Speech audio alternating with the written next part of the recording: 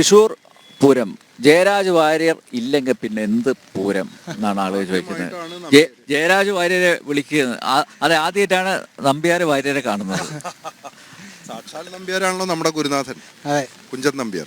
അതെ, നിങ്ങൾ കണ്ണൂർ നമ്പ്യാരല്ലേ? തലശ്ശേരി. ഓ ഗ്രേറ്റ്. അപ്പോൾ പൂരം എന്ന് പറഞ്ഞു കഴിഞ്ഞാൽ ഈ എന്താ പറയേണ്ടത്, ഇതുപോലെ മനുഷ്യരെ ഒന്നിച്ച് കാണാനും പഴയ സൗഹൃദങ്ങൾ പുതുക്കാനും അതോടൊപ്പം തന്നെ നമ്മുടെ ഒരു താളമേള കലയുടെ ഉത്തുംഗതയിൽ കൊട്ടിക്കയറുന്ന എലിഞ്ഞിത്രമേളവും മഠത്തിലെ വരവ് പഞ്ചവാദ്യം കേൾക്കാനും തലപ്പൊക്കമുള്ള ഗജശ്രേഷ്ഠന്മാർ നിരന്നു നിൽക്കുന്നത് കാണാനും അതിനെല്ലാം അപ്പുറത്ത് ആകാശത്തെ പൂരം കാണാനും മണ്ണിലെ പൂരവും മാനത്തെ പൂരവും കാണാനും ഉള്ള ഏറ്റവും വലിയ ഒരു സുവർണ അവസരമാണ് തൃശ്ശൂർ പൂരം. എനിക്ക് തോന്നുന്നു ഒരു 100 കൊമേഴ്സ്യൽ സിനിമയേക്കാൾ പകിട്ടുള്ള ഒന്നാണ് തൃശ്ശൂർ പൂരം. ഈ പൂരം തുടരണം. എന്തുകൊണ്ടാ വെച്ചാൽ ഇതിനെതിരെ ഏതൊക്കെ തരത്തിലുള്ള പ്രതിസന്ധികളുണ്ടായാലും വടക്കനാഥൻ നോക്കിക്കോളും. പാറമേക്കാവിൽ അമ്മയും അതുപോലെ തന്നെ തിരുവമ്പാടി കണ്ണനും തിരുവമ്പാടി ഭഗവതിയും ഒക്കെ ഇത് നോക്കിക്കോളും എനിക്കറിയാം. ഇപ്പൊ ഈ ആകാശത്ത് വെക്കുന്ന ഈ വെടിക്കെട്ടുണ്ട്, വെടിക്കെട്ടും കുടമാറ്റമൊക്കെ കുറച്ച് നേരത്തെ തുടങ്ങിയ സംശയമാണ് ഇപ്പോ. ഇല്ല, വെടിക്കെട്ട് എല്ലാത്തിനും ഒരു ശുഭാരംഭത്തിന് മുൻപ് ചെറിയ വിഘ്നങ്ങൾ നല്ലതാണ് അല്ലേ? ശരിയല്ലേ? തീർച്ചയായും ചെറിയ വിഘ്നങ്ങൾ എല്ലാത്തിനും നല്ലതാണെന്നാണ് എൻ്റെ വിശ്വാസം. അപ്പൊ എന്തായാലും വടക്കുന്നാഥൻ്റെ അടുത്ത് നിൽക്കുന്നതുകൊണ്ട് നമുക്ക് വടക്കുന്നാഥനോട് തന്നെ പ്രാർത്ഥിക്കേണ്ടി വരും. വടക്കും നാഥ സർവം നടത്തും നാഥ, നിന്റെ നടയ്ക്കൽ ഞാൻ സാഷ്ടാംഗം നമിക്കുന്നീതാ.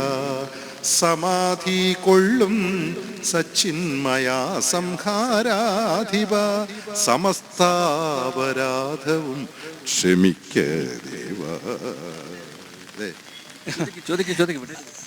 ചേട്ടാ, ഞാൻ നേരത്തെ സുനിൽ സുഗത ചേട്ടൻ കൂടെ വന്നപ്പോൾ ചോദിക്കുകയാണ്, ഈ ചോദിച്ചൊരു ചോദ്യമുണ്ട്, അത് ജയരാജനോട് ചോദിച്ചു കഴിഞ്ഞാൽ കൂടുതൽ നന്നാകുമെന്ന് തോന്നുന്നു. കാരണം ഈ പ്രേക്ഷകർക്ക്, അതായത് TV സ്ക്രീനിൽ ഒതുങ്ങാത്ത ചില പൂരവിശേഷങ്ങളുണ്ട്, പൂരപ്പറമ്പിലെ വിശേഷങ്ങൾ.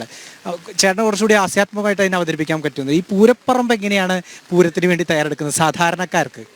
പൂരപ്പറമ്പിൽ എനിക്ക് തോന്നുന്നത് ചെറിയ സംഭാരം എന്ന് പറയുന്ന മോരും വെള്ളം കച്ചവടം ചെയ്യുന്ന ആളുകൾ മുതൽ ആനപ്പുറത്തിരിക്കുന്ന ആളുകൾ വരെയുള്ള എല്ലാ ജനങ്ങളും ഒരുപോലെ ആനന്ദിക്കുന്ന ഒന്നാണ് പൂരം. പൂരം ദിവസം ആനകളുടെ വിവിധമായ ഭാവങ്ങൾ ഞാൻ നിരീക്ഷിച്ചിട്ടുണ്ട്. പൂരത്തിനെത്തുന്ന ആനകളുടെ നോട്ടം, വേറെ ആനയെ നോക്കുന്നത്, ഒരാന മറ്റൊരാനയെ ചാരി നിൽക്കുന്നത്, അതോടൊപ്പം തന്നെ ആന മുഖം ചൊറിയുന്നത്, പട്ട കൊണ്ട് അടിക്കുന്നത്, അങ്ങനെയുള്ളൊരു നിരീക്ഷണം. ഞാൻ പറയാമല്ലോ, എൻ്റെ ഒരു കലാകാരൻ, ഞാനൊരു നിരീക്ഷണ കലയുടെ ആളാണെന്ന് താങ്കൾക്ക്, കാരിക്കേച്ചറിസ്റ്റ്. അപ്പം എന്ന് വെച്ചാൽ ഈ നിരീക്ഷണങ്ങളാണ് നമ്മളെ കലാകാരനാക്കിയത്. ഇപ്പോൾ തൃശ്ശൂർ പൂരത്തിന് 8 ഘടകപൂരങ്ങൾ, അതായത് എൻ്റെ നാടായ കണിമംഗലത്ത് നിന്ന് തുടങ്ങി നെയ്തലക്കാവിലമ്മ വരെയുള്ള ഈ ഘടകപൂരങ്ങൾക്ക് എത്തുന്ന ആനകളെ മാത്രം ഞാൻ ശ്രദ്ധിച്ചപ്പോൾ കണ്ടിട്ടുള്ള എന്താ വെച്ചാൽ, ഈ ആനകളുടെയൊക്കെ ഒരു മാനറിസം തൃശ്ശൂർ പൂരത്തിന് വേറെ മറ്റു പൂരങ്ങളെക്കാൾ. എന്താ കാര്യം വെച്ചാൽ ഇത് വളരെ ട്രഡീഷണൽ ആയിട്ടുള്ള പൂരമായതുകൊണ്ടും പുതിയതായി തുടങ്ങിയ ഒന്നല്ലാത്തത് കൊണ്ടും ആ ആനകൾക്കൊക്കെ വലിയ ശാന്തതയാണ് ഞാൻ കാണുന്നത്. അത് അവരുടെ കണ്ണുകൾ, ഞാൻ ചില ആനകളുടെ അടുത്ത് കൂടെ പോകുമ്പോൾ ആന എന്നെ കണ്ണുകൊണ്ട് അടിച്ചിട്ട് വരേ ചേട്ടാൻ എന്നൊക്കെ പറയുന്ന പോലെ എനിക്ക് തോന്നാറുണ്ട്. പിന്നെ മാത്രമല്ല, ഇതിൽ വരുന്ന കലാകാരന്മാർ എണ്ണം പറഞ്ഞവരാണ് എല്ലാം. ഇപ്പോൾ മേളകലയിൽ എണ്ണം പറഞ്ഞ ഏറ്റവും സൂപ്പർ സ്റ്റാർ ആയിട്ടുള്ള കലാകാരന്മാരാണ് അണിനിരക്കുക. പഞ്ചവാദ്യ കലയിലും അങ്ങനെ തന്നെയാണ്. പിന്നെ മാത്രമല്ല, ഓരോ കൊല്ലവും പൂരം പുതിയതാണ്. എന്തുകൊണ്ടാണ്? എന്നോടൊരാൾ ചോദിച്ചു, തെക്കൻ നാട്ടിലുള്ള ഒരാൾ ചോദിച്ചു, എന്തത്ര പ്രത്യേകത പൂരത്തിന്?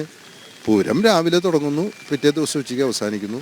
അവിടെ ഒരു കലാപരിപാടി ഇല്ലല്ലോ, അവിടെ വേറെ ഞാൻ പറഞ്ഞു, പൂരം എന്ന് പറഞ്ഞു കഴിഞ്ഞാൽ കാഴ്ചയുടെ ഉത്സവമാണ്. അതിൽ സംഗീതത്തിൻ്റെ, നാദത്തിൻ്റെ, താളത്തിൻ്റെ, നിറങ്ങളുടെ, ശബ്ദഘോഷങ്ങളുടെ, ആൾക്കൂട്ടത്തിൻ്റെ, സൗഹൃദത്തിൻ്റെ, ആഹ്ലാദത്തിൻ്റെ, പങ്കിടലിൻ്റെ, കരുതലിൻ്റെ ഒക്കെ മഹോത്സവമാണ് പൂരം. പൂരം ഒരു ചെറിയ സംഭവമല്ല. പൂരം എന്ന് പറഞ്ഞാൽ വലിയ ക്യാൻവാസിൽ കാണുകയും മനുഷ്യൻ എന്ന് പറയുന്ന മനുഷ്യന് എല്ലാവർക്കും ഓരോന്നുണ്ട് പൂരത്തിൽ, സ്പെഷ്യലൈസ്ഡ് ഐറ്റംസ്. ചിലര് ഈ ഘടകപൂരം കഴിഞ്ഞാൽ പോവും, ചില ആൾക്കാർ ഇലഞ്ഞിത്ര മേളത്തിന് മാത്രമേ വരുള്ളൂ. കാരണം അത് മേളത്തിൻ്റെ ആസ്വാദകർ. ചിലർ ദേവവാദ്യമായിട്ടുള്ള പഞ്ചവാദ്യം ആസ്വദിക്കാൻ മാത്രമേ വരുള്ളൂ. ചിലർ ഈ ഇവിടെ തെക്കോട്ടിറക്കം കാണാൻ വേണ്ടി മാത്രം വരും. ചില ആളുകൾ ഇതിനൊന്നും വരില്ല, വെറുതെ അലയാൻ വരും. ചിലർ വെടിക്കെട്ടിന് മാത്രമേ വരുള്ളൂ. അപ്പോൾ ചൂസ് ചെയ്യാം, നിങ്ങൾ ഏത് കാണണം ചൂസ് ചെയ്യാം. ചിലർ ഈ എന്താ പറയുക, നെറ്റിപ്പട്ടം ധരിക്കാത്ത, കോലവും കുടയും വെക്കാത്ത, കുടമണികൾ കെട്ടാത്ത, കറുത്ത ആനയെ മാത്രം കാണാൻ വേണ്ടി വരുന്ന ആനപ്രേമികളുണ്ട്. ആനയുടെ നിൽപ്പ്, ആനയെ കുളിപ്പിക്കാൻ നിർത്തും തലേ ദിവസം. ഫിറ്റ്നസ്, അവിടെയൊക്കെ ആനപ്രാന്തന്മാര് നോക്കി നിൽക്കുന്ന കാണണം. വെള്ളറക്കുക, കളഭം മാത്രമേ ചൂടി ഉണ്ടാവുള്ളൂ. അതെ അതെ, കളഭം മാത്രം നെറ്റി ചൂടി ഉണ്ടാവുള്ളൂ ആന. അതെ, അല്ല ആനയും കളഭമാണല്ലോ. തീർച്ചയായും കളഭം ചൂടിയ കളഭം അതെ ആണ് ആന. അല്ല ജയരാജേട്ട, ഇത്രയും കാര്യങ്ങൾ പറഞ്ഞല്ലോ, താങ്കൾക്ക് ഏറ്റവും പ്രിയ ഏതാ? എനിക്ക് ഇപ്പം അങ്ങനെ ചോദിച്ചു കഴിഞ്ഞാൽ എനിക്ക് പറഞ്ഞേക്കാവും തിരുവമ്പാടി എനിക്ക് രണ്ട് കണ്ണ് പോലെയാണ്. അപ്പോൾ എനിക്ക് തിരുവമ്പാടിയുടെ മഠത്തിലെ വരവ് പഞ്ചവാദ്യം ഏറ്റവും ഇഷ്ടം, ഇലഞ്ഞിത്രമേളം ഇഷ്ടം. കാരണം ഈ മഠത്തിലെ വരവ് പഞ്ചവാദ്യത്തിൻ്റെ പ്രത്യേകത എന്താ വെച്ചാൽ, ആദ്യകാലത്ത് പഞ്ചവാദ്യം ഇങ്ങനെ ആയിരുന്നില്ല. തിരുവല്ലാമല വെങ്കിച്ചസ്വാമിയും അന്നമല അച്യുതമാരും കൂടെ പുതിയ രീതിയിൽ ഡിസൈൻ ചെയ്തിട്ട് തൊപ്പി മദ്ദളത്തെ അരയിലേക്ക് മാറ്റി അതിന് അതാണല്ലോ അതിൻ്റെ അമർത്തി താളം പിടിക്കുന്നത്. ഇതിനെ ആദ്യമായിട്ട് അവതരിപ്പിച്ച് മഠത്തിലെ വരവിലാണ്. എത്ര വർഷം മുമ്പ്? 228 വർഷങ്ങൾക്ക് മുൻപ്. അതാണ് ഈ മഠത്തിലെ വരവ് പഞ്ചവാദ്യത്തിൻ്റെ പ്രത്യേകത. അതായത് പുതിയ രീതിയിൽ ചിട്ടപ്പെടുത്തിയ പഞ്ചവാദ്യം ആദ്യമായി അരങ്ങേറിയ സ്ഥലം എന്നാണ് തിരുവമ്പാടി പഞ്ചവാദ്യത്തിൻ്റെ പ്രത്യേകത. അതുപോലെ ഇലഞ്ഞിത്രമേളം എന്താ പറയേണ്ടത്, ഒരു 300ഓളം കലാകാരന്മാർ ചെണ്ടയിട്ട് നിൽക്കുന്നു. അപ്പോൾ 600 കൈകൾ, അതായത് മൃത്യുഞ്ജയ ശങ്കര ശങ്കര ശംഭു, സാക്ഷാൽ നൃത്തനാഥനായിട്ടുള്ള വടക്കുന്നാഥൻ്റെ മുമ്പിൽ 300ഓളം ചെണ്ടകള് സിംഫണി ഒരുക്കാണ്. ഈ 300ഓളം ചെണ്ടകളിൽ അമരുന്നത് 600ഓളം കൈകളാണ്. എന്താണത്? അപ്പൊ അതിലെ അപ്പോൾ ഏതാ കേമെന്ന് പറയുന്നത്? ഇതുപോലെ നിരീക്ഷിക്കണം, ഇതുപോലെ അല്ലേ ഒബ്സർവ് ചെയ്യണം. അപ്പോഴാണ് നമുക്ക് പൂരം കൂടുതൽ ആസാദ്യകരമാണ്. തീർച്ചയായിട്ടും 600 കൈകൾ എന്ന് പറഞ്ഞാൽ ചെറിയ കാര്യമല്ലോ. പിന്നെ അയ്യോ അല്ലേ? അതെ. അനിലേട്ടന്റെ കുട്ടിക്കാലത്തിന് ശേഷം ആദ്യം പൂരം കാണുകയാണ് വീണ്ടും. ഒരു ടിപ്പ് പറഞ്ഞു കൊടുക്കൂ, പൂരം കാണാനുള്ള ഒരു ടിപ്പ്. പൂരം കാണാൻ ഒറ്റ വഴിയുള്ളൂ. കാരണം വെച്ചാൽ കാലത്തൊരു 7 മണിയാകുമ്പോൾ കടിമന ശാസ്താവത്തേക്ക് കയറും. അത് കഴിഞ്ഞാൽ ചെമ്പുക്കാവ് കയറും. അതിൻ്റെ പിന്നാലെ പനമുക്കമ്പള്ളി കയറും. അതിൻ്റെ പിന്നാലെ നമ്മുടെ കാനമുക്ക് ഭഗവതി കയറും. പിന്നെ നെയ്തലക്കാവ് വരെയുള്ള ഈ ഘടകപൂരങ്ങൾ കയറി പൂരത്തിൻ്റെ 2 വലിയ ശക്തികളായിട്ടുള്ള തിരുവമ്പാടിക്കും പാറമേക്കാവിനും തൃശ്ശൂർ പൂരത്തിൻ്റെ ഘോഷത്തിലേക്ക് ഉള്ള അരങ്ങൊരുക്കുകയാണ് ഘടകപൂരങ്ങൾ. ഘടകകക്ഷികൾക്കല്ലേ ആദ്യം പ്രാധാന്യം കൊടുക്കുക, പിന്നെ അല്ലാതെ ഘടകകക്ഷികളില്ലെങ്കിൽ. അപ്പോൾ ഈ ലീഗില്ലെങ്കിൽ കോൺഗ്രസ് ഇല്ല. ചെറുപൂരങ്ങളെന്ന് വിളിക്കരുതെന്നാണ് ഘടകക്ഷേത്രങ്ങൾ പറഞ്ഞത്. ഞങ്ങൾ അത്ര ചെറുതൊന്നല്ല. അതെ അതെ, ചെറുപൂരം എന്നുള്ളത് മാറ്റിയിട്ട് ഘടകപൂരം മാറ്റി. അല്ല, അത് മാറ്റി. ഇപ്പൊ പത്രത്തിലെല്ലാം ഘടകപൂരം എന്നുള്ളൂ. അപ്പൊ എന്താ വെച്ചാൽ ഈ ഘടകപൂരങ്ങൾ വന്നിട്ട് ഒരു വലിയ അന്തരീക്ഷം ഒരുക്കുകയും 7:30യോടുകൂടി ഇതിങ്ങനെ വന്ന് കയറുന്നതിൻ്റെ 7:30യോടുകൂടി തിരുവമ്പാടി ഭഗവതിയുടെ തിടമ്പ് വെച്ച തിരുവമ്പാടി കൃഷ്ണന്റെ കോലമാണ്. കോലത്തിൽ നമ്മൾ കാണുന്നത് കൃഷ്ണനാണ്, മയിൽപ്പീലി ചൂടിയ കൃഷ്ണനാണ്. പക്ഷേ തിടമ്പ് അമ്മയുടെയാണ്. തിരുവമ്പാടി ഭഗവതിയാണ് ആദ്യം ഉണ്ടായത്. അതിനുശേഷമാണ് അവിടെ കൃഷ്ണൻ വരുന്നത്. പക്ഷേ ശക്തൻ തമ്പുരാന് തിരുവമ്പാടി കൃഷ്ണനോടുള്ള ഭക്തി കൊണ്ട്, വാത്സല്യം കൊണ്ടെന്നാണ് പറയണേ, കോലത്തിൽ കൃഷ്ണൻ ഇരിക്കട്ടെ എന്ന് പറഞ്ഞു. ഏറ്റവും വലിയ വിപ്ലവകാരിയല്ലേ അങ്ങനെ. അങ്ങനെ അതാണ്. അപ്പോൾ തിരുവമ്പാടി ഭഗവതിയുടെയാണ് പൂരം, പാറമേക്കാവ് ഭഗവതിയുടെയാണ് പൂരം. ഈ 2 ഭഗവതിമാരുടെ പൂരം വന്ന് കയറുന്നതിന് മുമ്പ് ഒരു കളമൊരുക്കുകയും ആ അന്തരീക്ഷത്തിൽ 7:30 അവിടെ നിന്ന് തിരുവമ്പാടി പുറപ്പെട്ട് മഠത്തിൽ വരികയും അവിടെ ഇറക്കി പൂജയ്ക്ക് ശേഷം 11:30 പഞ്ചവായത്തിൽ തുടങ്ങുകയും 12 മണിക്ക് പാറമേക്കാവ് ക്ഷേത്രത്തിൽ നിന്ന് ചെമ്പട കൊട്ടി കയറി, അത് കഴിഞ്ഞ് മേളം തുടങ്ങി കൊലുമ്പരി കഴിഞ്ഞ് കലാശിച്ച് അത് ഇലഞ്ഞിത്തറയിലേക്ക് വരികയും 2:30 മുതൽ 4:30 വരെ ഇലഞ്ഞിത്തറയിൽ ഇങ്ങനെ കൊട്ടിക്കയറി മേളം പെരുക്കി കലാശിക്കുകയും പിന്നീട് ഭഗവതിമാർ ഇവിടെ കൂടിക്കാഴ്ച നടത്തുകയും ചെയ്യുന്ന ഒരു വലിയ ആഘോഷമാണ് പകൽ പൂരത്തിൻ്റെ പ്രധാന ചടങ്ങുകൾ. അതെന്ന് പറഞ്ഞാൽ എനിക്ക് തോന്നുന്നു 1000കണക്കിന് ഇവന്റുകൾ നമ്മൾ കണ്ടിട്ടുണ്ടെങ്കിലും തെക്കേ ഗോപുരത്തിന്റെ അവിടെ നടക്കുന്ന ഇവന്റാണ് ഇറ്റ്സ് എ ഗ്രേറ്റ് ഇവന്റ്. ഏറ്റവും വലിയ അതിന്റെ ഇവന്റ് മാനേജർ എന്ന് പറയുന്നത് ഇദ്ദേഹമാണ്, സർവം നടത്തുന്ന. അദ്ദേഹം ഇതിലൊന്നും പങ്കാളിയല്ല. നെയ്യിലൊളിച്ചിരിക്കുന്ന രുദ്രനാണ്. ഈ കണിമംഗലം ശാസ്താവ് ദേവഗുരുവായ ബൃഹസ്പതിയാണ്. അദ്ദേഹം വടക്കുന്നാഥിന് ഈക്വലാന്നാ പറയുന്നത്. അപ്പൊ ബൃഹസ്പതി വന്നിട്ട് ഞാൻ വന്നു എന്ന് പറഞ്ഞാൽ അദ്ദേഹത്തെ വണങ്ങുന്നില്ല. ഈ തെക്കേ ഗോപുരം കടന്ന് പടിഞ്ഞാറ് ഗോപുരം കയറിക്കും. മറ്റെല്ലാ ദേവകളും വന്ന് വടക്കുന്നാഥനെ വണങ്ങും. എന്താ കാരണം? ദേവഗുരുവായ ബൃഹസ്പതി വടക്കുന്നാഥന്റെ നടയിൽ എത്തുകയാണെങ്കിൽ വടക്കുന്നാഥ എണീറ്റ് നിൽക്കണമെന്നാ പറയുക. അതാണ് കൺസെപ്റ്റ്. എന്തൊരു വലിയ സംഭവം. പിന്നെ എഴുതിയിട്ടില്ലേ ഇതിനെ കുറിച്ച്? ഞാൻ ഇഷ്ടം പോലെ എഴുതിയിട്ടുണ്ട്. അല്ലേ? വലിയ പുസ്തകങ്ങൾ ഇറങ്ങിയിട്ടുണ്ടോ? പുസ്തകം ഇറക്കി. അല്ല, അതാ ഞാൻ പറയാം, അതൊരു വേണം കേട്ടോ. കാരണം എന്ന് വെച്ച് കഴിഞ്ഞാൽ ഓരോ വർഷം പൂരം കഴിയും തോറും എങ്ങനെയാണ് താങ്കൾക്ക് തോന്നുന്നത്? അത് ആ പങ്കാളിത്തം കൂടി വരുന്നുണ്ട്. മാത്രമല്ല അതിൻ്റെ ആ ഒരു വൈബ് അല്ലേ? ഞാൻ പറയുന്നത് നമ്മൾ തൃശ്ശൂർ പൂരം എന്തുകൊണ്ടാണ് ഓരോ വർഷവും പൂരം പുതിയതാണ്. അതിൻ്റെ ചടങ്ങുകൾ വളരെ കൃത്യമായ ആചാരപ്പഴമയോടെ നടക്കുന്നുണ്ട്. എല്ലാ ക്ഷേത്രത്തിലും പൂരം കൊടിയേറുന്നുണ്ട്. നമ്മുടെ തന്ത്രി മുതലായ ആളുകളുടെ നേതൃത്വത്തിൽ പല പൂജകളും നടക്കുന്നുണ്ട്. പൂരം ദിവസം അതൊരു കാഴ്ചയും ഉത്സവവും ഒരു വസന്തോത്സവമായി മാറുകയാണ്. എല്ലായിടത്തും ട്രഡീഷണലായ ചിട്ടവട്ടങ്ങളോടെയാണ് നടക്കുന്നത്. ഒരു ഭഗവതി കണിമംഗലം ശാസ്താവിന് വരാൻ വെയിലും മഴയും വെയിൽ കൊള്ളാൻ പറ്റും. അതുകൊണ്ടാണ് നേരത്തെ വരുന്നത് 7 മണിക്ക് ദേവഗുരുവിന്. വേറൊരു ഭഗവതിക്ക് വെയിൽ കൊള്ളാൻ പറ്റില്ല, തലവേദന വരുന്ന പറയണേ. ഇങ്ങനെയൊക്കെയാണ് കഥകൾ. ഏതാ ഭഗവതി എന്ന് ഓർക്കുന്നില്ല. ആ ഭഗവതിക്ക് തലവേദന വരും. അത് കാരണം അവര് വെയിലിന് ഒന്ന് കയറി മിണ്ടാത്ത സഹോദരിമാരുണ്ട് ഭഗവതി. കണ്ടാൽ മിണ്ടാത്ത. അതുകൊണ്ടല്ലേ ഇവിടുന്ന് പോയിട്ട് ഒരു പൂരം ഇവിടുന്ന് പോയി ഇറങ്ങിപ്പോയിട്ട് പാറമേക്കാവിൽ ചെന്നിട്ട് ഇനി നമുക്ക് എഴുന്നള്ളിച്ച് തുടങ്ങാമെന്ന് പറയുന്ന ഒരു പൂരമുണ്ട്. പാറമേക്കാവിൽ എഴുന്നള്ളിച്ച് വെക്കും. ഇതിന്റെ പിന്നിലുള്ള നമ്മുടെ സംസ്കാരമാണിത്. ഇത് കേരളത്തിന്റെ സംസ്കാരമാണ്. നമ്മുടെ വിശ്വാസങ്ങളിൽ അധിഷ്ഠിതമായ കലയുടെ ഉജ്ജ്വല പ്രകടനമാണ്. നമുക്കൊക്കെ ഈശ്വര വിശ്വാസം ഇല്ലാതെ നമുക്ക് ജീവിക്കാൻ പറ്റില്ല. ഈശ്വരനാണ് എല്ലാം തീരുമാനിക്കുന്നത്. അപ്പം അതിനൊരു കല. പണ്ട് ക്ഷേത്രങ്ങളിലൂടെയല്ലേ കലയൊക്കെ വളർന്നത്.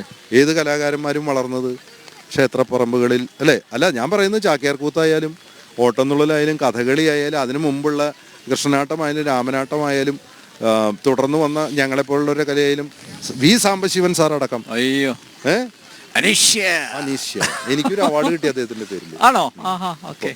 അപ്പൊ ഞാൻ പറയുന്നത് ഇവരെല്ലാം ഉത്സവപ്പറമ്പുകളിലൂടെ വന്നത്. അപ്പൊ സത്യം പറഞ്ഞു കഴിഞ്ഞാൽ നമ്മൾ ക്ഷേത്രങ്ങളെ സംരക്ഷിക്കുക, ക്ഷേത്രാചാരങ്ങൾ നിലനിർത്തണം. ആന എഴുന്നള്ളിപ്പിനെ എതിർക്കാൻ പാടില്ല. എന്നോടൊരാൾ, ഞാനൊരു മീറ്റിങ്ങിന് പങ്കെടുത്തപ്പോൾ ചോദിച്ചു, എന്നോട് ചോദിച്ചു, ഒരു കോർപ്പറേഷൻ്റെ ഒരു പരിപാടിയിൽ ഞാൻ പങ്കെടുത്തു. അവരെന്ത് വെച്ചാൽ ഈ മറ്റേ ആനയെ, റോബോട്ടിക് ആനയെ കൊണ്ടുവന്നു. അപ്പം ഞാൻ എൻ്റെ പേര് അതിൽ ചേർത്ത് വെച്ചു. ഞാൻ പറഞ്ഞു, ഞാനവിടെ പൂരവിളംബരം നടത്താൻ പോയതാ. ആന ഓടിക്കുന്നതിന് കൂടെ ഒന്നും ഞാൻ പോയിട്ടില്ല. ഞാൻ പറയുന്നത് ആന എഴുന്നള്ളിപ്പ് വേണം. ശ്രീനാരായണ ഗുരുദേവന്റെ ഒരു വാക്ക് പിടിച്ചിട്ടാണല്ലോ ഈ പറയുന്നത്, കരിയും വേണ്ട കരിമരുന്നും വേണ്ടെന്ന്. പക്ഷെ കരിയും കരിമരുന്നും ഇല്ലെങ്കിൽ എന്ത് പൂരം? അതെ അതെ, തീർച്ചയായും നമ്മുടെയാണ് പൂരം. അല്ല, അത് മാത്രമല്ല ജയരാജേട്ടാ, എനിക്ക് ഇന്നലെ വലിയ സങ്കടം തോന്നി. കാരണം ഈ തൃശ്ശൂർ പൂരത്തിൻ്റെ സൃഷ്ടാവ്, ശില്പി നമ്മുടെ ശക്തൻ തമ്പുരാൻ്റെ പ്രതിമയിൽ ഹാരാർപ്പണം നടത്തുന്നത് താങ്കൾ കണ്ടോ? അത് ഇതിലപ്പുറം ഞാൻ കോർപ്പറേഷനിൽ ആ ഉദ്ഘാടനം കഴിഞ്ഞിട്ട് അങ്ങോട്ട് പോയി, പിന്നെ ഒന്നും കണ്ടില്ല. ഞാൻ അറിഞ്ഞു അത്. എന്താ ചെയ്യാ?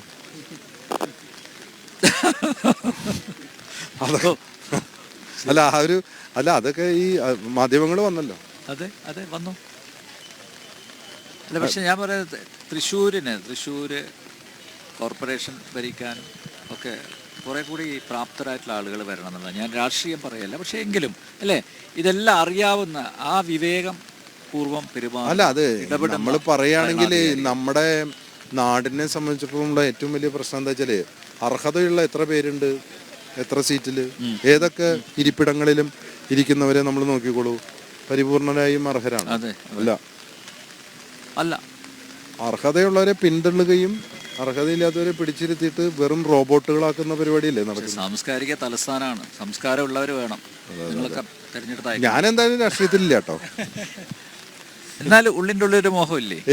ഇല്ല, ഒരിക്കലും ഇല്ല. എനിക്ക് പറ്റില്ല. അത് എനിക്ക് പറ്റാത്തത് എന്തുകൊണ്ടാണെന്ന് വെച്ചാൽ ഞാനൊരു കലാകാരനല്ലേ. എനിക്ക് എവിടെയെങ്കിലും നർമ്മം കണ്ടെത്തണം, ആ നർമ്മത്തെ കോടികളിലേക്ക് എത്തിക്കണം. അതായത് ഒരു ഇപ്പം എനിക്ക് പൂരമായിട്ട് ഒരുപാട് നർമ്മങ്ങൾ കിട്ടും. അതായത് പത്മനാഭനുണ്ടോയെന്ന് ചോദിച്ചു ഒരു തെക്കുള്ള ഒരാൾ വന്നിട്ടേ.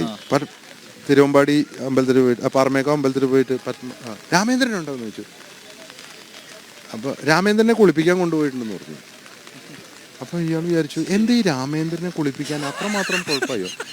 ഇയാൾ ചോദിക്കുന്നത് പാറമേക്കാവ് ക്ഷേത്രത്തിൻ്റെ അവിടെ നിന്ന് നിൽക്കാം, അവിടെ എല്ലാവരെയും എനിക്കറിയാമെന്ന് പറഞ്ഞ സുഹൃത്ത് രാമേന്ദ്രനെയാണ്. പക്ഷെ ദേവസ്വക്കാർ വിചാരിച്ച് രാമേന്ദ്രൻ ആനയെന്ന് വിചാരിച്ചു. ഇയാൾ ആകെ കൺഫ്യൂസ്ഡ് ആയി. ദിവസങ്ങൾ ഒരൊറ്റ രാമേന്ദ്രനല്ലേ ഉള്ളൂ. പൂരം ദിവസം മനുഷ്യന് പേരില്ല, മനുഷ്യനെല്ലാം ഒന്നാണ്, പേരുള്ളത് ആനകൾക്കാണ്.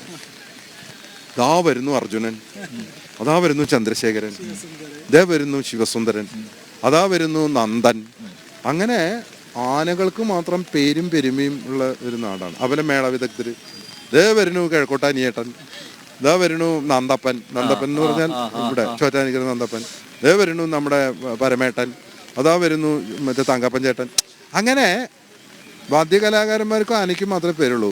ജയരാജ് വാര്യരും ഇല്ല, അനിൽ നമ്പ്യാരും ഇല്ല, മിഥുനൊന്നുമില്ല. കാരണം നമ്മളെല്ലാം ഇതിലങ്ങ് അലിയും, ഒഴുകും. ഫലിതം പറയണ ആള് വന്നു. ഞാനിവിടെ വാര്യത്തൊക്കെ പോവാണല്ലേ. അപ്പൊ വളരെയധികം നന്ദി കേട്ടോ.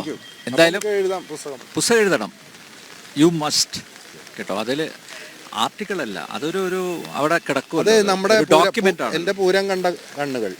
യെസ്, അതെ. താങ്ക് യു അനിൽ എത്രയും നമ്പ്യാർ. പെട്ടെന്ന്. വളരെ കാലത്തിന് ശേഷം താങ്കളെ കണ്ടതിൽ സന്തോഷം. കാണാം. അനിൽ നമ്പ്യാർക്ക് ഹൃദയം നിറഞ്ഞ പൂരാശംസകൾ. മിഥുനും ജനൻ ടിവിയുടെ പ്രേക്ഷകർക്കും എൻ്റെ ഹൃദയം നിറഞ്ഞ പൂരാശംസകൾ. എല്ലാവരും വടക്കുന്നതിനെ പ്രാർത്ഥിക്കുക. സാധിക്കുമെങ്കിൽ കൂടൽമാണിക്യത്തിൽ പോയിട്ട് ഓരോ താമലമാരെ നേരുക. തീർച്ചയായും. പറമേക്കാവിലെ അമ്മയും തിരുവമ്പാടി കണ്ണനെയും പ്രാർത്ഥിക്കുക. ഓക്കെ. ഓം നമഃ ശിവായ.